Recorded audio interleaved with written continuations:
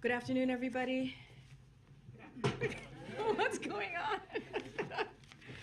All right, happy Tuesday.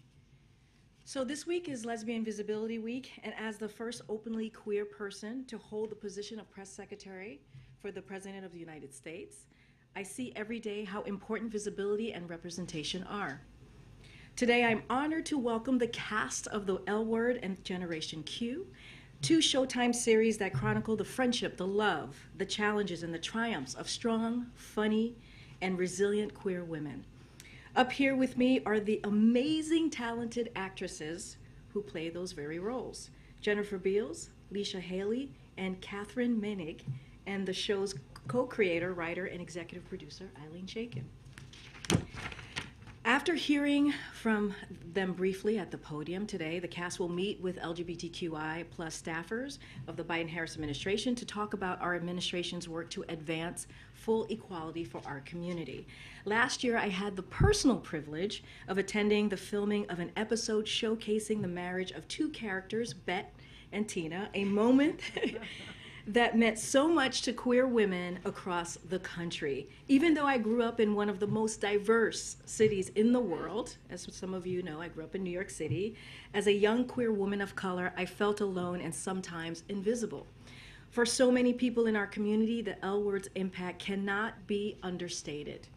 Being able to see diverse narratives that reflect our lives is incredibly important.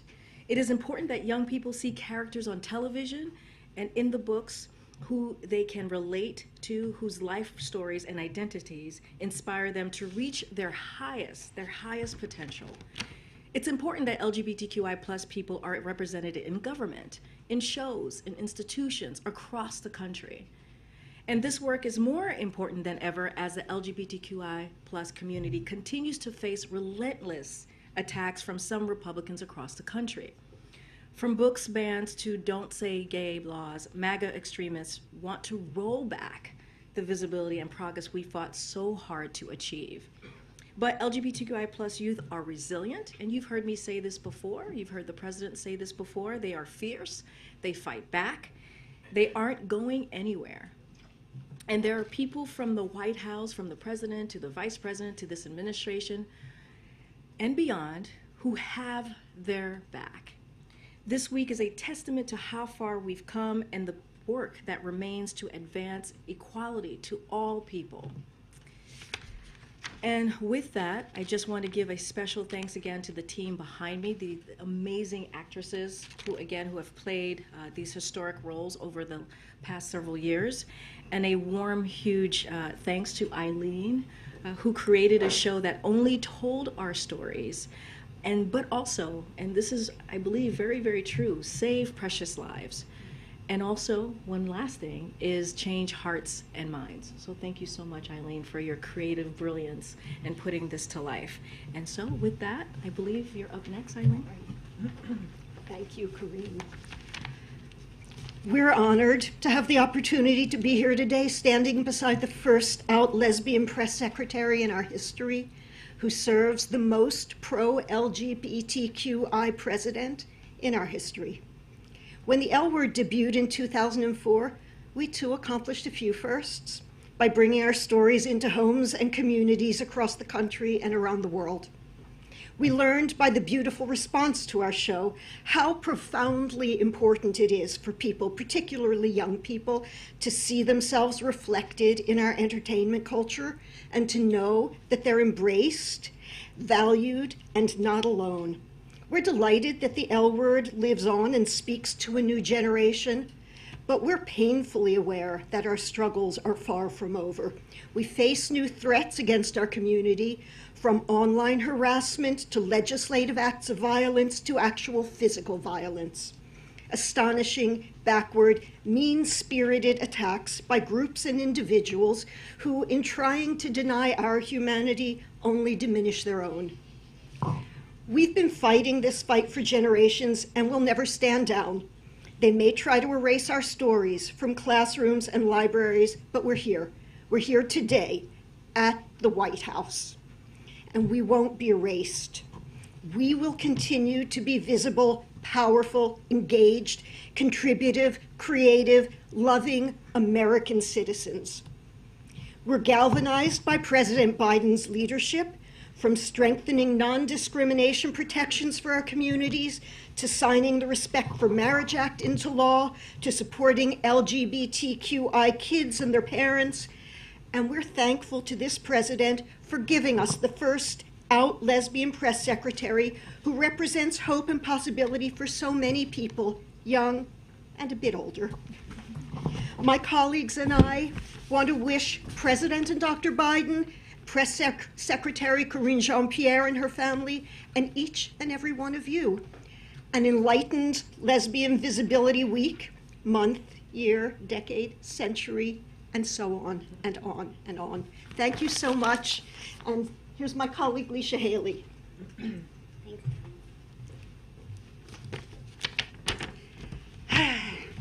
Good afternoon. Thank you, Karine. First, let me say it's a privilege to be sharing this stage with you today. I'm standing here today because as a young gay girl in Nebraska who raced soapbox derby cars and wore rainbow suspenders, I was seen by my family. Their love and support gave me the courage and confidence to live my life openly. As an actor on the L Word, I have had the enormous honor and responsibility of being visible for over 20 years. But visibility is not just the act of being seen, it is the ability to see. So to the librarian in Texas advocating to keep books with LGBTQIA themes on the shelves, we see you. To the LGBTQIA people leading their communities as rabbis, pastors, and ministers, we see you. To the LGBTQIA community in Missouri about to lose their gender-affirming care, we see you. To the LGBTQIA community affected by the Dobbs decision in Idaho, Wisconsin, Alabama, Tennessee, we see you. And to the first openly LGBTQIA press secretary, we see you. Visibility starts in our homes and our communities, and even if it feels like you're under attack, know that we see you. Thank you. Okay, thank you guys. Thank you. Thank you. Thank you. Thank you.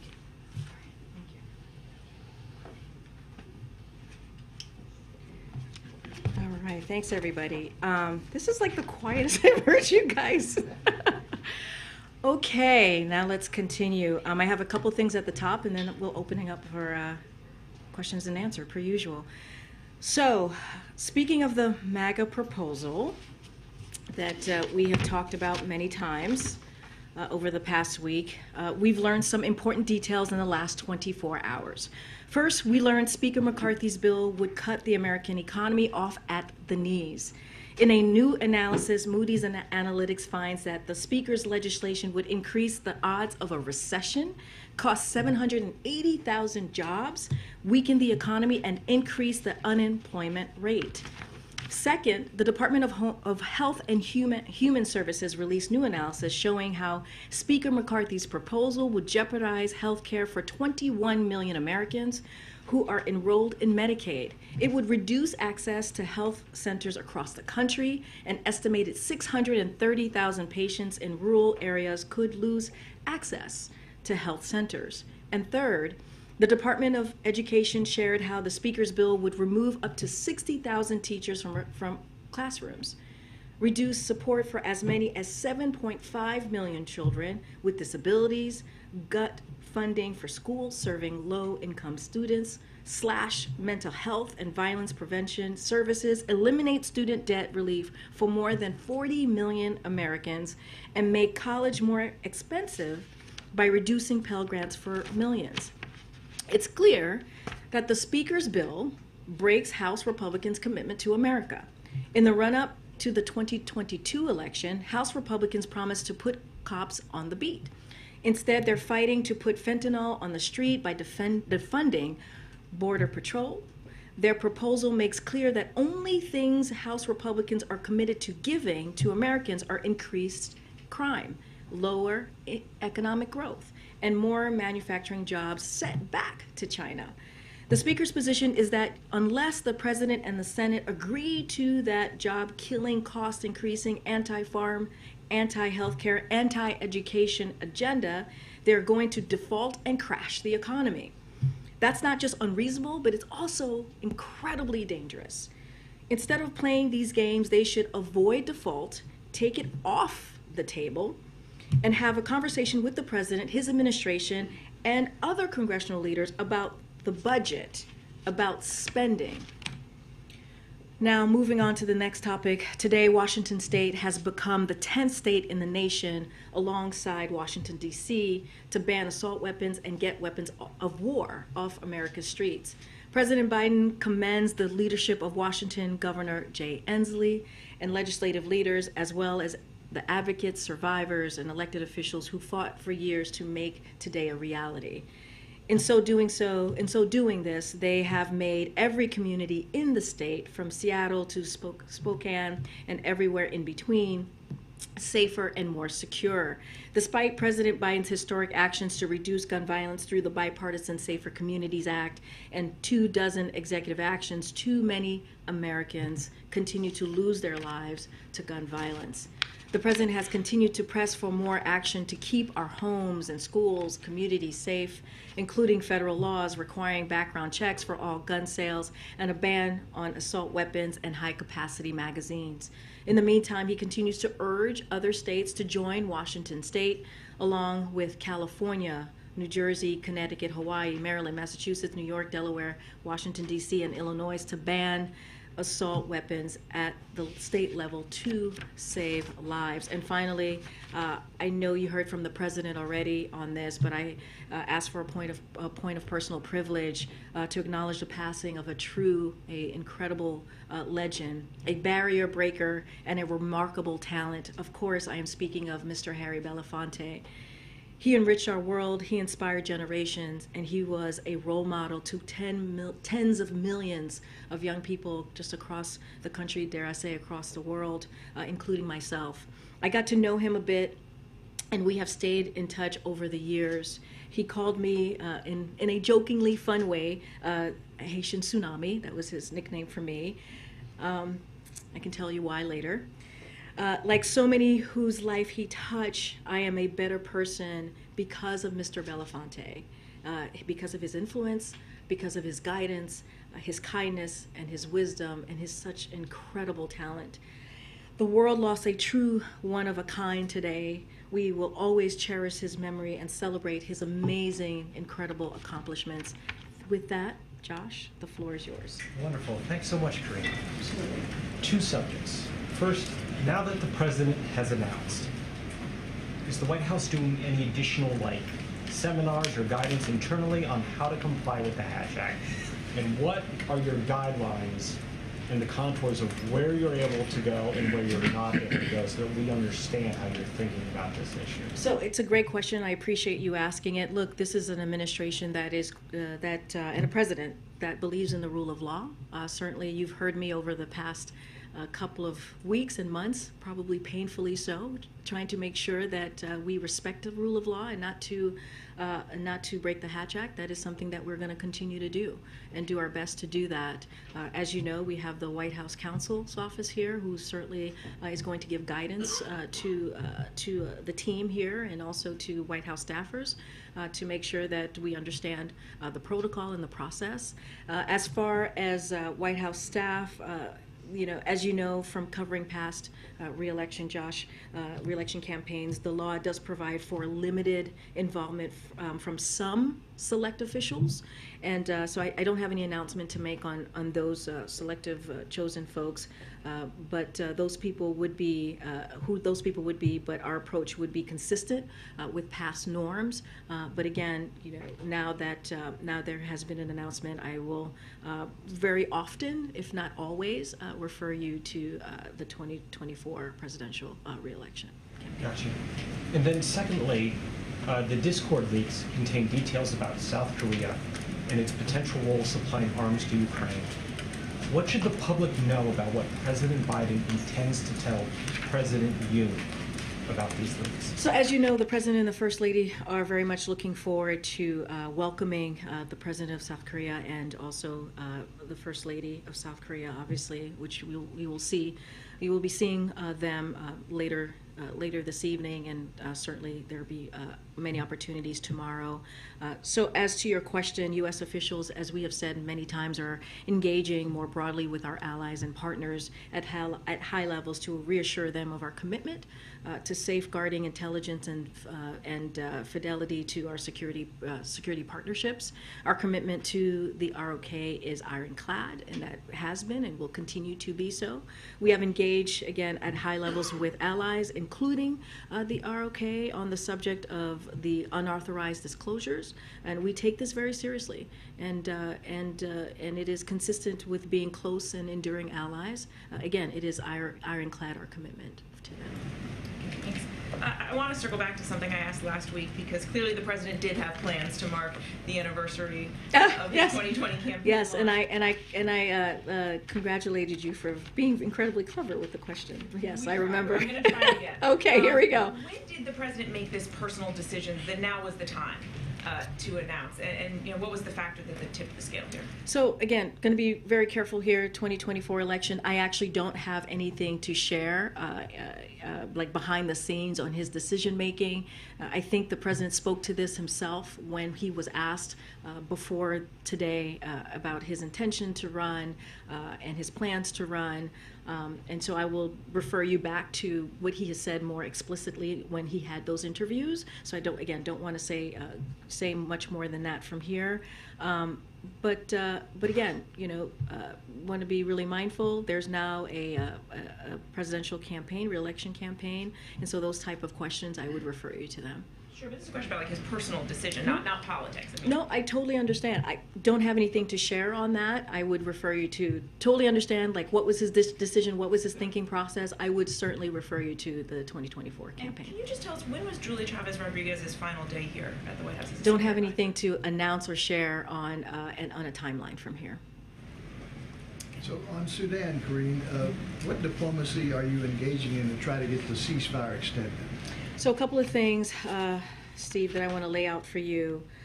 So the President's senior national security team has been in direct contact with the SAF and RSF leadership. You heard directly from our national security advisor, Jake Sullivan, on this yesterday, to urge the generals, to urge them to end hostilities immediately without preconditions. And we are consulting very closely with regional and other partners as well.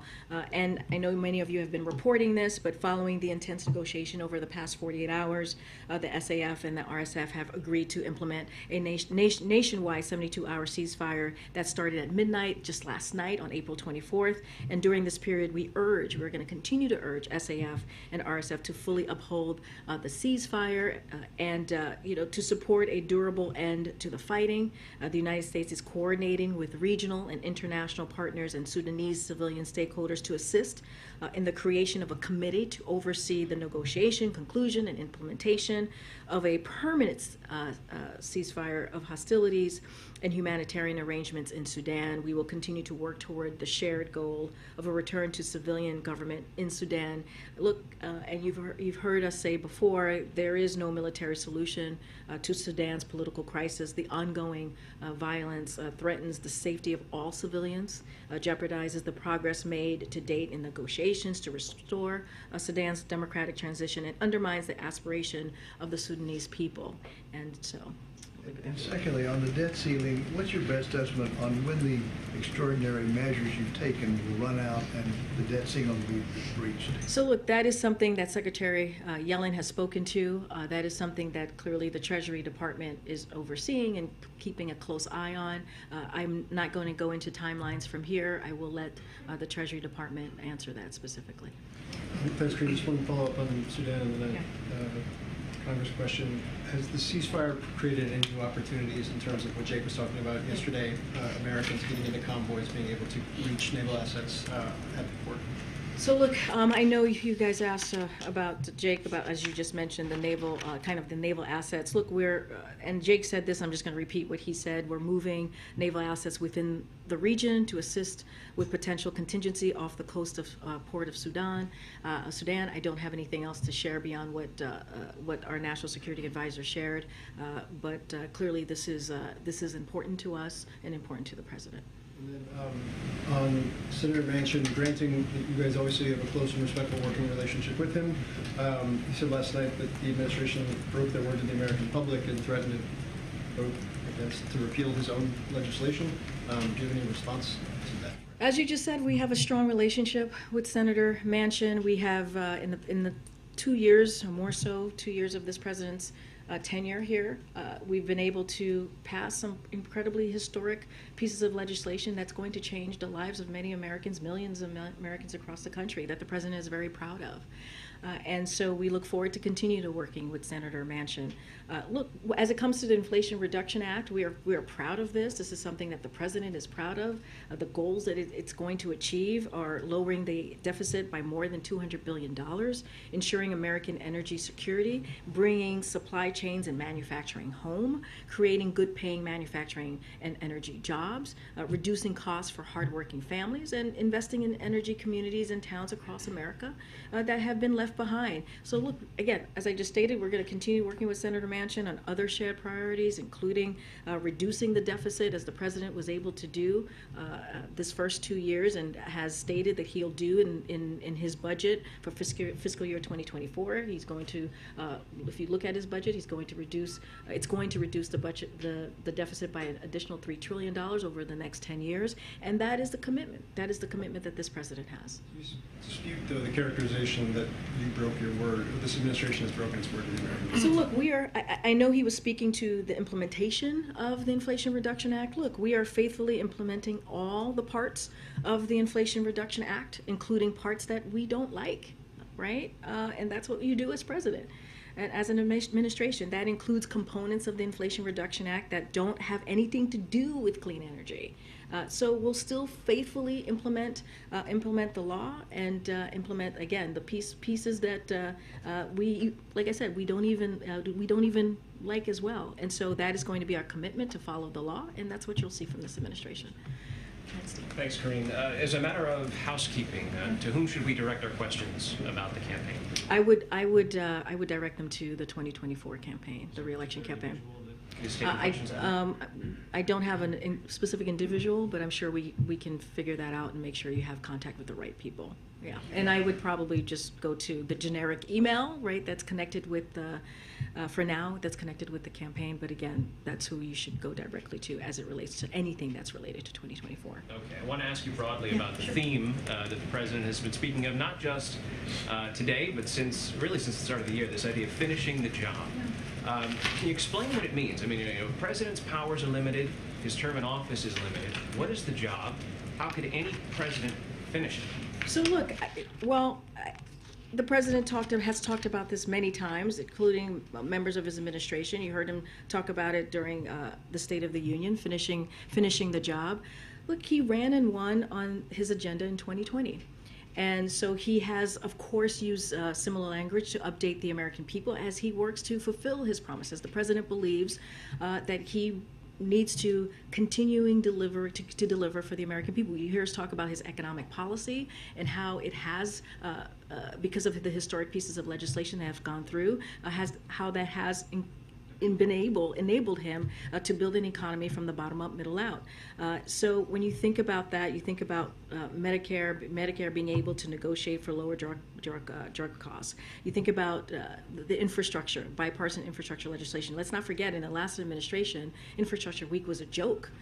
It was a tagline to make fun of, and this is a president that's been able to make that happen. So that is, getting the job done, and also finishing that up by making sure that we're implementing those laws, implementing those important policies. Again, that's going to change the lives of millions of Americans. And so you're going to continue to hear him say this. He said this the past year or the past several months, and he believes it's a way to communicate with the American people. It's to communicate, to let them know that we're we are going to do the job in finishing up the agenda that he laid out in 2020. One more question about the issue of the president. He's 80 years old, oldest man ever elected, would be 86 at the end of his second term. Our CBS News poll this morning shows that only 22% of Democratic-leaning voters are excited about the prospect of President Biden running for re-election. I want to ask you this. As a young man, when he was coming of age, the president who was inaugurated in 1961 said that it was time that a torch had been passed to a new generation. Why has President Biden not decided to pass the torch at this point? Why does he still want to hold it? So a couple of things. I want to be very careful. Again, this is the 2024, related to the 2024 re-election, so I want to be very careful on that piece. But what I can say more broadly is that, you know, as it relates to your first part of the question, you know, when it comes to age, it's the same thing that we heard in 2020, right? We heard that over and over in 2020. And if you look at what the president has done this past 2 years, he's been able to deliver and get things done, right? Where Republicans in Congress, Republicans on the other side of Pennsylvania are trying to pull us back, not move us forward. And again, I talked about negotiating, Medicare being able to negotiate. I talked about the infrastructure legislation. The Chips and Science Act, making sure that we're competitive against China and bringing manufacturing jobs here, which we have seen. 800,000 manufacturing jobs have been created under this president. So there is a host of accomplishments that this president has been able to do, and that Republicans in Congress have not. They literally have not been able to get things done. And so I want to be very clear about that. As it relates to the polls, again, mindful of the 2024 election, and we understand what the polls are saying. I will say this, in 2022, let's not forget, more Americans voted for this president than any other president in history. And let's not forget, in 2022, the midterms election, against all odds, right? Against everything that we were being told, that this president had one of the most successful midterm elections for a Democratic president in 60 years. And we were able to stop that red wave. That did not happen. And we were able to hold on to the Senate. And so that's what I lay out, and that's how I will deal with the question that you just asked me. Go ahead. Reed, on the re-elect specifically, can you tell us when and how you learned that the president was going to announce he was seeking another term? Just like all of you. You learned about it from the video this morning? Just like all of you. I am not from this perch, from being a government official. I cannot talk about 2024. I'm not involved in the re-elect, and I learned just like all of you this morning at 6 a.m. And specifically on Senator Klobuchar's comments on Sunday about her position on what the president should do with respect to meeting with Speaker McCarthy. She said he should negotiate on the budget. That is the place to negotiate, and they should start those negotiations now, not using the American people and their mortgages as hostage, because right now you've got to simply make clear we're going to avoid default and get this behind us. Is that something the president would be open to? Is that something that he is ready from that specific suggestion to start at? So look, here's what, and I said this at the top, here's what House Republicans are saying to us, along with the Speaker. They are saying to us that that they want us to agree or to support, us meaning the Senate and the President, to agree with every agenda that they put forth in this bill, the entire agenda. And I said this at the top. That is not negotiable, and that is a devastating ask of us, especially what it's going to do to the American people. We've talked about the 22% cuts that it's going to make to programs that matters to veterans, seniors, our children. I mean, that's what they put forward. And to say to us that the only way you want to move forward here is for us to agree on everything that they laid out in this bill is just ridiculous. And so that's what we're talking about, right? We're not going to negotiate on something that they should be doing, which is avoiding default. And we've been very clear, we're just not going to negotiate on that. But when it comes to the budget, when it comes to how they want to see spending cuts for the American people, we'll have that discussion. But right now, that's not what we're seeing. That's not what they're doing. That's not what this bill is. It has linked those two things together. And we've been very clear that we are not going to negotiate on default. Follow up on that question. Doesn't the president risk rattling financial markets if he does not agree to speak with the Speaker? Speaker McCarthy says he wants to meet with Biden. Why hasn't that happened yet? It's the Speaker McCarthy and the MAGA wing of the Republican Party that is doing this. We're not doing. They're the ones who are saying they want to hold the American economy hostage. They're doing this. And what the president is saying is, you need to do your job. He's saying to House Republicans, you need to do your jobs, your constitutional duty, and avoid default. That's it. Something that they were able to do, Speaker McCarthy and other Republicans, when Democrats joined them in the last administration 3 times to make sure that they did their constitutional duty. This is something that the Speaker is doing. This is something that he has cited and aligned himself with the MAGA wing of the party. So that question, honestly, is for them, not for us. But Don't really care who's to blame. They just want to know that there's a plan to avoid. no, but you're default. asking me a question and I'm answering it. Honestly, this is a question for Speaker McCarthy and the MAGA wing of the Republicans to answer. They are the ones who are holding the American economy hostage. Literally, that's what they're doing. That is exactly what they're doing. What we're doing is calling them out and telling them to do their constitutional duty. Thanks, Kareem. You just talked about the MAGA wing of the Republican Party. Kevin McCarthy is trying to rally votes for the Limit Save Grow Act, which the White House has threatened to veto.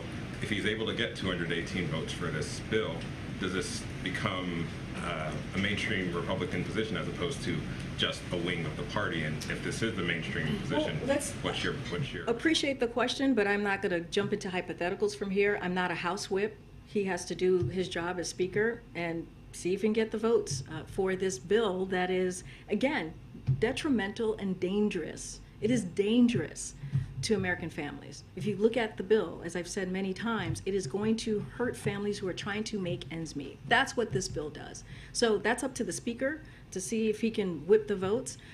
We have been very clear. This president does not support this bill. I think Leader Schumer has been very clear about this bill, and I'll let the leader speak for himself. We have spoken, we read out a conversation that the president had with leaders Schumer and Jeffries, agreed that we won't negotiate over avoiding default. We're just not going to do that, and we've been very clear. I'm going to try and go to the back because I know I haven't called in some folks. Go ahead, Chris, and then I'll continue. National Republicans released this AI-generated video looking out into the future under President Obama. Does the administration have a position about official groups using AI to put videos out? Is this something that the White House would consider doing? So I haven't seen this AI video, so I have to take a look at it and talk to our team. What I can say more broadly, we have a comprehensive process which is underway to ensure a cohesive federal government approach to AI-related risks and opportunities. But we've said this many times before, which is tech companies have a responsibility to make sure their products are safe before making them public. As it relates to this specific video, the AI video, and asking us if we would do the same or how we see this video, I just don't have anything to share at this time. One more. Does the president plan to serve all 8 years? I'm just not going to get ahead of the president. That's something for him to decide. I'm just not going to get ahead of it. And there's a 2024 campaign. Anything related to that, I would refer you to that. Go ahead, Garrett. Thanks, Karine. First, on President Biden and Vice President Harris's trip, meeting with the Tennessee Three yesterday, one of my colleagues asked Representative Justin Jones if he raised up the issue of declaring gun violence a public health emergency. Did that come up in that conversation, and is that something the president would consider doing? So I will say this. I don't have anything to share about if that came up in the conversation, but I'll say that the president has been calling gun violence a public health epidemic. He's been doing that for several years now, before even he became president, and he'll continue to do so. You've heard many of us in this administration call the gun violence that we're seeing epidemic that we're seeing in this country. But with respect to a legal declaration of a public health emergency, the president's team has looked into this. and have done a little bit of a dive in into this issue. And based on their current analysis and what they've been able to come up with, the legal grounds for declaring gun violence a public health emergency is questionable, and it would not actually provide any meaningful funds or authorities. So what we need, and we've been very clear about this, is we need more funding for ATF, but we don't secure those funds through a public health declaration. It just doesn't work that way. So we secure funds through the budget the president proposed. He needs more authority to ban assault weapons and require safer storage of firearms. And again, a public health emergency does not give them that authority, and new legislation would be the way to go here. On Uganda, despite pressure from the international community and even global businesses, it seems like President Museveni still intends to sign this bill into law. He sent the bill back to Parliament to make adjustments related to rehabilitation. Activists say it's essentially conversion therapy. What is the White House? How concerned is the White House on these latest developments? We have grave concerns, and I think I've spoken to this particular act a couple weeks ago. Look, this bill is one of the most extreme anti-LGBTQ+ laws in the world. Human rights are universal. You heard the president say this, and he brings that up when he has meetings with world leaders just across the globe. No one should be attacked, imprisoned, or killed simply because of who they are or whom they love. So the U.S. is engaged with the Ugandan government at the highest level on this issue. But to your question of if we have concerns, yes, we do have grave concerns. Go ahead, Mark. Thank you very much. I have two questions. First, on South Korea, is President Biden going to ask President Yoon to send weapons and ammunition to Ukraine? South Korea is a major producer of weapons and has a large stockpiles of ammunition. So I'm not going to get ahead of the discussions that the two leaders are going to have. So just to give you a little bit of what the visit's going to look like, a preview. I know there's going to be a call tonight at 4:30 with NSC directors, so certainly I would refer you to that call.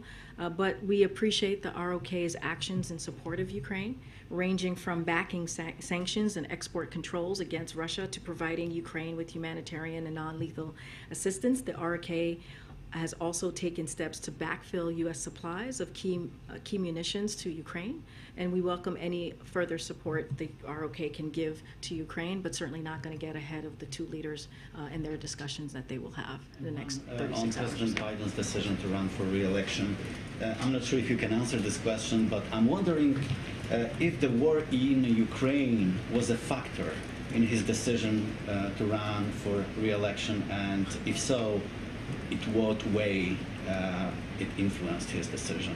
So, look, I'm not going to get into the president's personal decision making that he made. Again, anything like that, I would refer you to the 2024 campaign. So I want to be very mindful there. But again, not going to get into. It's a presidential decision, though, and you keep calling it a campaign decision. The president has to decide to enter the campaign. That's a presidential decision. Again, I'll refer you to 2024 campaign. Go ahead. The Israeli Knesset is coming back into session early next month.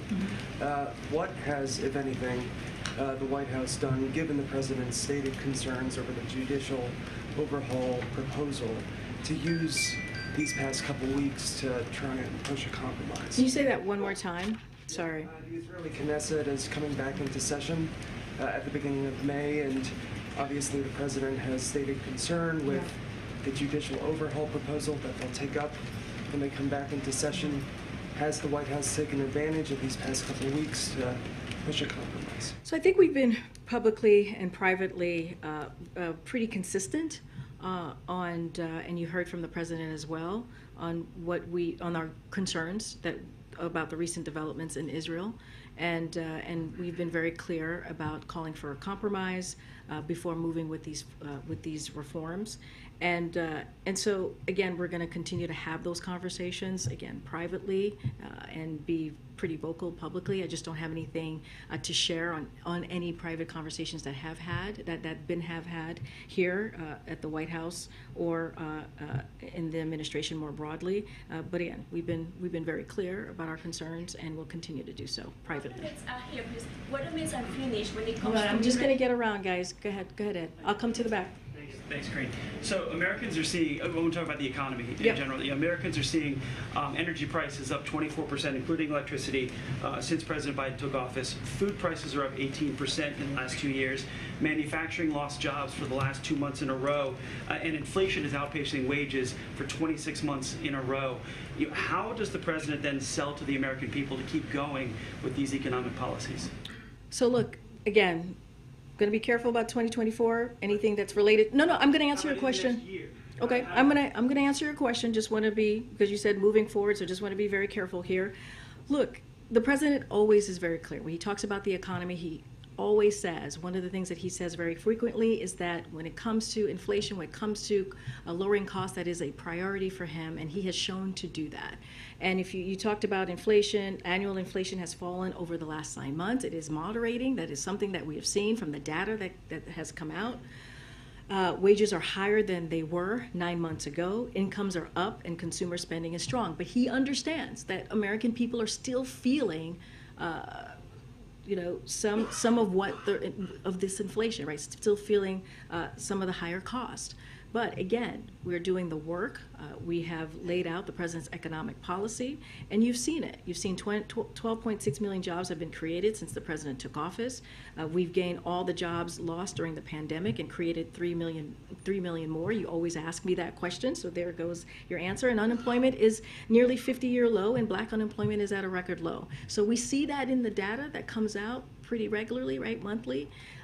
And the president's going to continue doing the work. Again, understanding that many Americans are still feeling some of the high costs, which is why the president has made this a priority. In his event this afternoon, with the union event, he says that there's more that can be done. What is he doing right now? What is that more that he could be doing right now? Well, look, he's always going to make sure to take action when it comes to don't have anything to announce at this time of any actions that's being taken. But if you look at the bipartisan infrastructure legislation, you look like the Inflation Reduction Act, you look at the CHIPS and Science Act, these are pieces of legislation, historic legislation, that has touched on the very things that you just laid out, right? We think about the CHIPS and Science Act bringing back manufacturing jobs here. 800,000 manufacturing jobs have been brought back under this administration. You think about creating good paying jobs. The president talked about that. I talked about 12.6 million jobs being created. That's going to continue under the bipartisan infrastructure legislation. That's going to continue under the Inflation Reduction Act. That's going to continue under the CHIPS and Science Act. So again, there are things that this president has done that is going to have long-lasting effect. And that's going to be important to millions and millions of Americans and American families across the country. I'm going to go to the person behind you. Thank you. Senator Tester a couple of hours ago announced he's going to be blocking the slate of nominees for the board of directors of Amtrak, which is, I know, one of the president's very favorite agencies. Does the White House have any comment on that and his concerns about there not being nominees for the board who are from more rural states? So I actually have not seen Senator Tester's, that story on Senator Tester. Look, we're going to continue. The commitment that we have here is going to continue. Our Office of Leg Affairs and other offices here at the White House have those conversations with members in the Senate when it comes to nomination, when it comes to pushing important key roles, nominations. And so don't have anything to read out on how we're going to move forward. But we have those discussions all the time and try to garner support for things that really matter, not just to the president, but to the American people as well. Would you say the same about the Secretary of Labor nominee, since the president was just giving a speech to a labor group earlier? Does the same apply to the status of? Oh, absolutely. We are confident in her nomination as well. She's gotten many labor organization has supported her nomination. This is something that the president is proud to have nominated her and is going to continue to do the work that we need to do to get her to be the Secretary of Department of Labor. And let's not forget, as deputy secretary, she was able to get all Democratic senators to move forward her nomination, and she stood alongside Secretary Walsh during these last 2 years to do the incredible work. I just laid out the job creation that we were able to do. That was also because of the work that she was able to do with then Secretary Walsh. And so, look, we're confident. And we're going to continue to have those conversations and make sure that happens. Okay. Thank you, Karen. On foreign policy, the President looks at his foreign policy victories. Does he want to see Ukraine becoming a NATO member before the end of his first term? Look, I've answered this question many times, and so look, that is going to be up to NATO and the NATO allies to decide.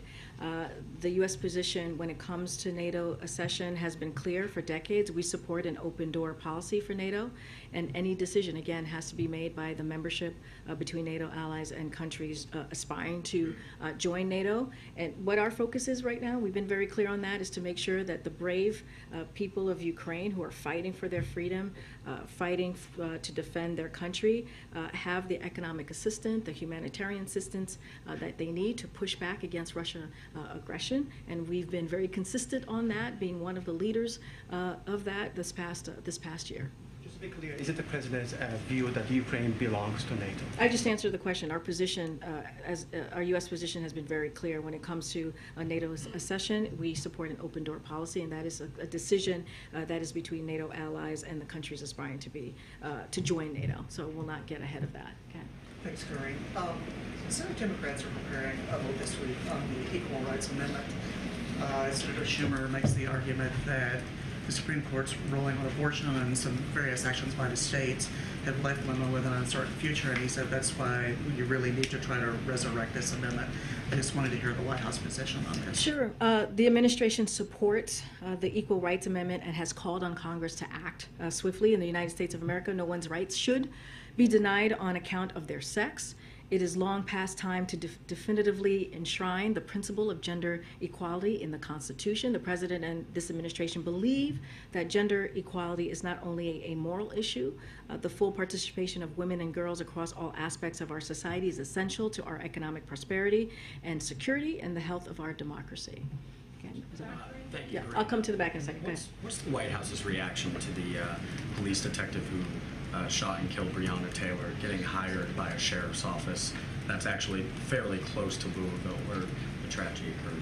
Yeah, so look, I'm not able to speak about this specific individual, but I want to reiterate what the President has said himself when it comes to Breonna Taylor's death. It was a tragedy and a blow to her family, her community, and also America more broadly. And the President has said repeatedly he believes that a key part of building trust between law enforcement and the communities they serve is ensuring that there's accountability when we see an officer violate the public trust. That's why he signed, as you know, the executive order to enhance accountability at the federal level, and why he continues to call for Congress to pass the George Floyd Justice Policing Act to increase accountability at all levels of policing. What he was able to sign, as you know, is an executive order dealt with the federal level, but we need legislation here so to make sure that this is, again, across all levels. It seemed like the police misconduct database, which was in that executive order, was put in for something like this, so that the public would be able to track where officers, are moving, various departments, what have you, that have been accused of misconduct. What's the status of that database? No, I know, and I know, Zolan, you've asked me this question before. I just don't have anything to share at this time. We'll let you know when there's more information. Just don't have anything at this time. All right, I'm going to go to the back. Go ahead. Go ahead. Yeah. Thank you so much. Oh, wait. Oh, okay. Go ahead. And then I'll go ahead. Whoever wants to go, go ahead. I'll be quick. No, go ahead. Let me just ask you about the state visit tomorrow. Are President Yoon and President Biden going to discuss the $7 billion in frozen assets held by Korea that belong to Iranian sources? And what would the U.S. like to see in exchange for those funds being unfrozen? So I'm just basically going to say what the National Security Advisor said here yesterday, not going to get ahead of the two leaders having a discussion. There's going to be a backgrounder just to give a little bit more color of what we're going to see the next 24, 36 hours with the two leaders, but not going to get ahead of what's going to be discussed or what's specifically the leaders are going to lay out in front of each other. So just going to be really mindful there and not get ahead of the president. So we think that Putin might be going to South Africa in August for the BRICS summit. Suddenly, South Africa's president wants out of the ICC and ostensibly out of the obligation to arrest him. Has the White House been in communication with Pretoria about this? What do you think that South Africa should do? Again, I'm not going to get into don't have any conversations to preview, certainly not going to get involved in or lay out any private conversations I may have not had. Good, Brian. Thanks a lot, Corinne.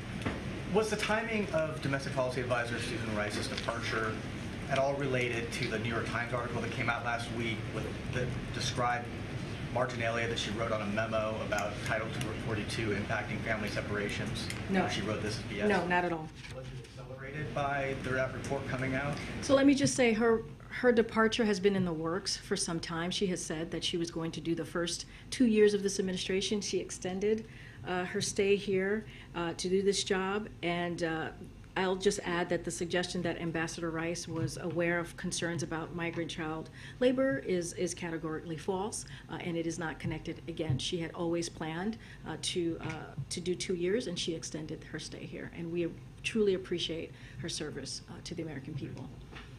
Go ahead. As you know, Japan's holding the G7 summit next month, and there's a concern over, Korea's coming, President Korea is coming tomorrow. There's a concern over a growing number of countries that are not using the dollar for transactions, and a concern that the U.S. dollar as the reserve currency is beginning to be weakened. Is there a understanding of that and some efforts to either prevent that or at least address it? Don't have any, yeah. $1 trillion, the largest U.S. debt. No, totally understand the question. I don't want to get ahead. I know you're talking about G7. We haven't really announced at this time yet if the president's going to be attending, so don't want to get ahead of that. And I'll just leave it there for now. Good. Thanks, Corinne. I wanted to ask you, there was a story this morning out in Politico about a law firm head buying property from Justice Gorsuch a couple days after he was confirmed for the Supreme Court.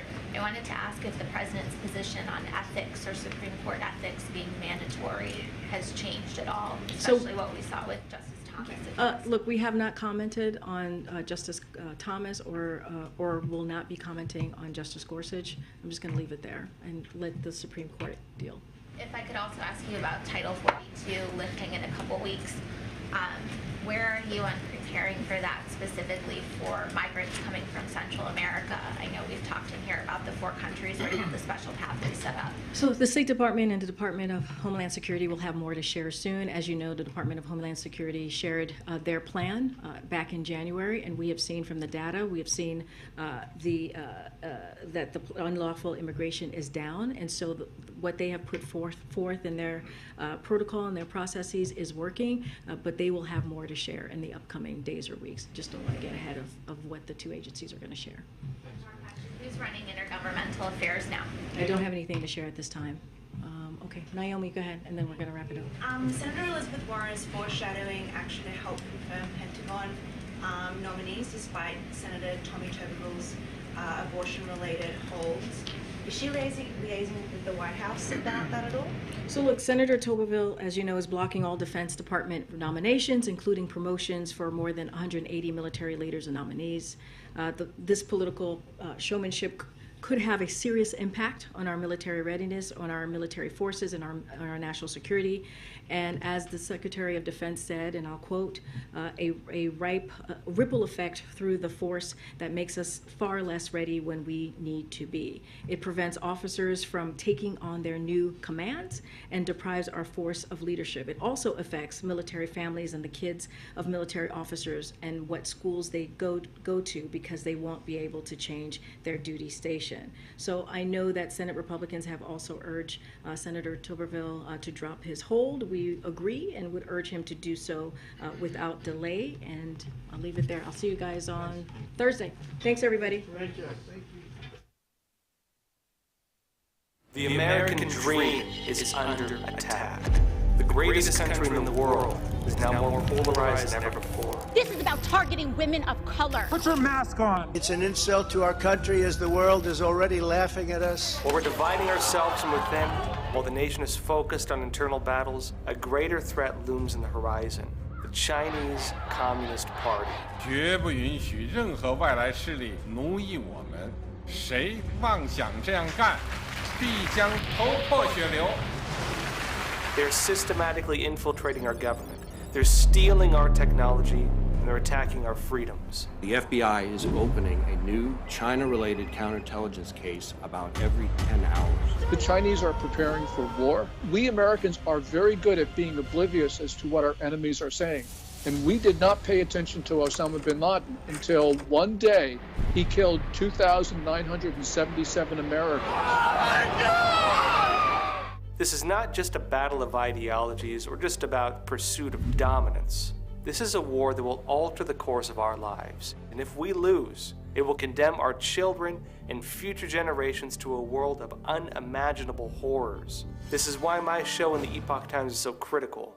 We're not afraid to take on the Chinese regime head on. And he said, they told me that if I keep talking to you, they're going to hire a hitman to chop off one of my hands. We're not afraid to call out the CCP for their atrocities. We're completely independent. Our only interest is in traditional journalism and reporting truthfully. Bizarre news today. The Chinese Communist Party is opening up police stations, departments, and working as overseas bureaus all around the world, including right here in New York. You heard that right. It's time to replace the Chinese regime's propaganda with truth. Get back to the basics: life, liberty, and the pursuit of happiness. All you have to do is subscribe to Epoch TV, and you'll get so much more in return. Just click on the link in the description below this video, and you're on your way. Baby, this is our time.